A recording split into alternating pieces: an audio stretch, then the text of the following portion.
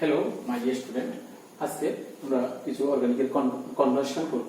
যদি organic reaction করে লিখলাম, এটা দেখো, এটা হচ্ছে নাম্বার ওয়ান। নাম্বার ওয়ান নিচ্ছি আমরা একটা বেনজিন নিলাম। বেনজিনের সাথে আমরা যদি এটা হচ্ছে প্রোপাইল ক্লোরাইড রিঅ্যাকশন মানে করাই in presence of anhydrous AlCl3, তখন এই যে রিঅ্যাকশনটা, এটাকে আমরা বলি ফ্রিডেল-ক্রাফট রিঅ্যাকশন। এটাকে বলা হয় কি ফ্রিডেল-ক্রাফট। এটা হচ্ছে কি অ্যালকাইলেশন, ফ্রিডেল-ক্রাফট রিঅ্যাকশন যদি হয়, তখন আমাদের যে প্রোডাক্টটা হবে এটা কিউমিন অর আইসোপ্রোপাইল বেনজিন। আর এটা এই কিউমিন ও আইসোপ্রোপাইল বেনজিনের মধ্যে যদি আমরা O2 in presence of 95 degree C তে রিঅ্যাক্ট করাই, দেন হবে কিউমিন পারঅক্সাইড। দেখো কিউমিন পারঅক্সাইড কেন? কারণ এখানে একটা O বন্ড আছে, দ্যাট ইজ পারঅক্সো বন্ড আছে। এখানে পারঅক্সো বন্ড আছে। দেখে এটাকে এই যে কম্পাউন্ডটা হলো, এটাকে বলা হয় কিউমিন পারঅক্সাইড। ঠিক আছে, দেন কিউমিন পারঅক্সাইডের মধ্যে আমরা কি দিলাম? H3O+, দ্যাট ইজ প্রোটনিক ওয়াটার দিলাম। প্রোটনিক ওয়াটার দিলে তখন যে পারঅক্সো বন্ডটা এভাবে এটা ব্রেকডাউন হয়ে যায়। ব্রেকডাউন হয়ে OH যে গ্রুপটা এটা বেনজিনের সাথে কানেক্ট হয়, আর বাকি যে আদার পোরশনটা দ্যাট ইজ এটা হয়ে যায় কি CH3COCH3 একটা অ্যাসিটোন হয়ে যায়। ঠিক আছে, এটা হলো কি এখন বেনজিনের সাথে যদি OH টা কানেক্ট হয় ফেনল। ক্লিয়ার? এবং ফেনলটার মধ্যে দেখো আমরা একটা পার্টিকুলার একটা নেম রিঅ্যাকশন, তোমরা 12 এর যদি অ্যালকোহল ফেনল ইথার এই চ্যাপ্টারটা পড়ে থাকো, এটার মধ্যে পাবে এই জিনিসটা। NaOH in presence of CO2, আর কন্ডিশন দেওয়া আছে 4 to 7 atm pressure 120 degree C। আর নেক্সট নাম্বার 2 দেওয়া আছে H+ অর H3O+, যখন বা হাইড্রোলাইসিস দেওয়া যদি হয়, তখন ফেনলটা কোথায় কনভার্ট হয়?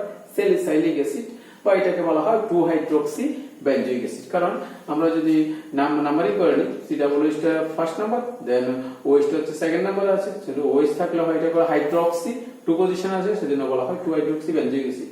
ঠিক আছে, এটাকে বলা হয় কোলবে-স্মিথ রিঅ্যাকশন। এটা পাবে, এটা 12 এর অ্যালকোহল ফেনল ইথার চ্যাপ্টারটার মধ্যে আছে। দেন এই স্যালিসাইলিক অ্যাসিডের মধ্যে আমরা যদি তিনটা সেপারেট রিঅ্যাকশন করাই, প্রথমটা দেওয়া হচ্ছে কি methanol in presence of concentrated H2SO4।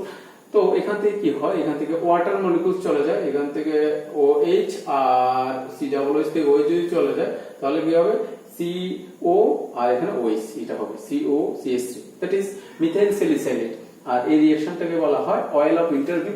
কারণ এই যে মিথাইল স্যালিসাইলেট যে এস্টারটা ফর্ম, এটা ওয়ান কাইন্ড অফ এস্টার। এটা হচ্ছে আয়োডেক্স যে বাম আছে, আয়োডেক্স বামের লাইক আয়োডেক্স বাম এটা স্মেল, সেজন্য এটাকে বলা হয় অয়েল অফ ইন্টারভিউ টেস্ট।